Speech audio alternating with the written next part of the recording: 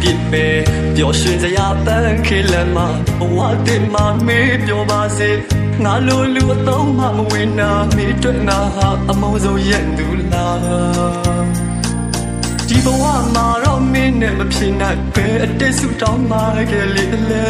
ကွာမျောလင့်ထားတဲ့စိတ်ကူးတချို့ဟာလမ်းခရီးတော့မှအိမ်မက်လို့ဖြစ်လာ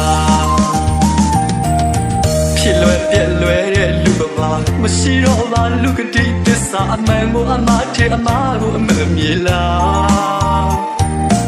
အကျိုးလို့ညောင်ရည်လောင်းတယ်လို့ဘလို့ရှိမှချစ်အောင်ဆောင်ပြ